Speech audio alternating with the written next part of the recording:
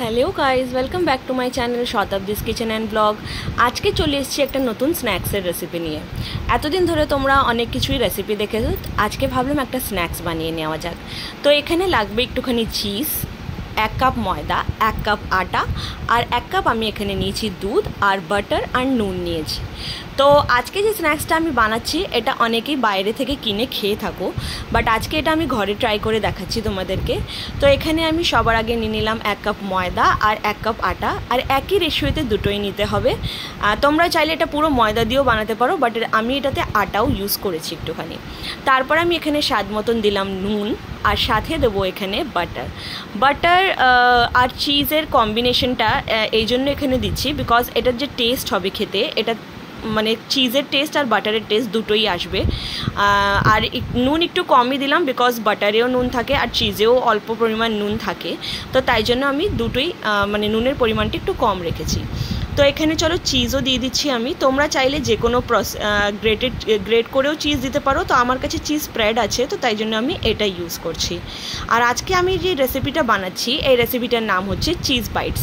তোমরা বাইরে থেকে অনেকেই কিনে খেয়ে দেখেছো, ছোটো ছোটো সাইজের হয়, অনেক ভালো লাগে, ইয়ামি লাগে খেতে।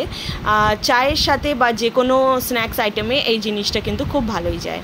তো এগুলোকে আমি একসাথে মিক্স করে ভালো করে এই আটাটা মেখে নেব, আর সাথে দেবো 1 পিঞ্চ অফ বেকিং সোডা, অল্প দিয়েছি একদম।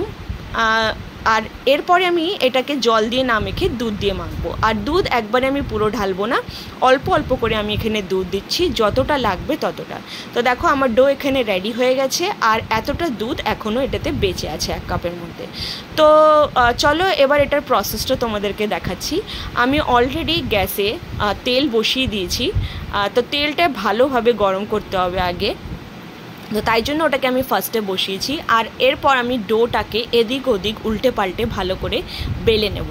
এটাকে পাতলা করতে হবে বেলে বেলে। তোমরা চাইলে যদি বড় না পারো তো তোমরা ছোট ছোট সাইজের ডো নিয়েও ওটাকে পাতলা করে বেলতে পারো। যেহেতু এটাতে ময়দা আছে তো একটু ডোটা টানবে, বাট তোমাদেরকে এটা বেলনি দিয়ে ভালো করে বেলে বেলে বড় করে নিতে হবে সাইজে। যতটা পারবে ততটা পাতলা করার চেষ্টা করবে, তাতে কী হবে, যখন ফ্রাই হবে জিনিসটা তো ওটা ক্রিস্পি হবে। তো এখানে একটুখানি আমি ময়দা ছড়িয়ে দিলাম, দেখতেই পাচ্ছ আমি আগে পিছিয়ে দুদিক করে করে। তো ফার্স্ট টাইম আমি এটা ঘরে ট্রাই করছি। তো যে আমি ফার্স্টের যখন আমি বানিয়েছিলাম যে মানে যেটা বানালাম ফার্স্ট টাইম, এটা অ্যাকচুয়ালি 3বার 4বার করে আমাকে প্রসেস করে বানাতে হয়েছে। তো আমি এটা যখন ফার্স্ট টাইম যে কাটিং করব, এটা ডোটা বেলাটা একটু জাস্ট মোটা হয়েছিল বলে এটা যে চিজ বলস বলবো না, চিজ বাইটসগুলো যে বেরিয়ে এসছে ওগুলো একটু জাস্ট মোটা সাইজের হয়েছে, কিন্তু খেতে চিজের স্বাদ আর বাটারের স্বাদ খুবই ভালো লাগছিল। তো আমি সাইডগুলো এখানে কাট করে দিচ্ছি যেগুলো টেরা বেঁকা আছে। তারপর তোমরা নিজস্ব মানে শেপ হিসাবে এটাকে কাটতে পারো, কেউ এগুলোকে বড় বড়ও কাটতে পারো, কেউ পাইলে ছোটও কাটতে পারো, বাট মার্কেটে যেমন ছোট ছোট সাইজের পাওয়া যায় আমি সেই হিসাবেই কাটবো। আগে আমি লম্বালম্বি কাটবো, আর তারপরে আমি এগুলোকে চওড়া হিসাবে কাটবো। তো দেখতেই পাচ্ছি আমি একটা বড় নাইফ নিয়েছি। আমি তোমাদেরকে সাজেস্ট করব তোমরা বড় নাইফ দিয়েই কাটার চেষ্টা করবে, বিকজ ছোট নাইফ দিয়ে না এটা একটু প্রবলেম হবে কাটতে। কেন বলছি, সোজাসুজি তো কাটা যাবে, যখন টেরা হয়ে কাটতে চাইবে তো তখন একবারে নাইফটা বসালে না পুরোটা একবারে কেটে যাবে। আর যদি ছোট ছোট ডো বানাও তো তাহলে তো ছোট নাইফ দিয়ে ইজিলি হয়ে যাবে। তো দেখো আমি এখানে সবগুলোকে চওড়া করেও কেটে নিলাম, আর আমি কাটার পর তোমাদেরকে দেখাচ্ছি কি এগুলো দেখতে কেমন লাগছে। আর এগুলো একটার সাথে একটা একদম লাগবে না, তোমরা বিলকুল ভেবো না যে কিছু লাগবে। আমি একটু ময়দাও ছড়িয়ে দিলাম যাতে এগুলো একটার সাথে একটা চিপকে না যায়।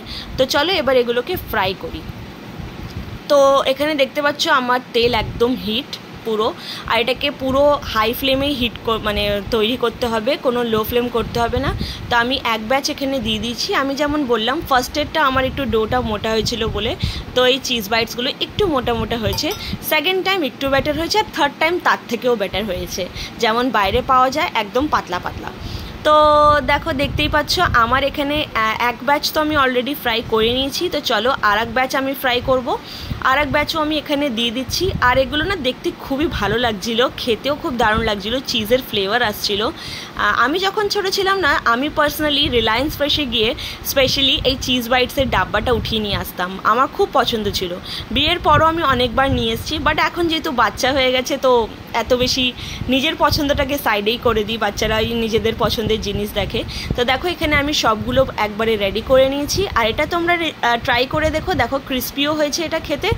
আর ট্রাই করে আমাকে নিশ্চয়ই একবার জানাবে কি রেসিপিটা তোমাদের কেমন লাগলো। আর এটা স্ন্যাক্স আইটেম চায়ের সাথে দারুণ যাবে। Tata, bye bye.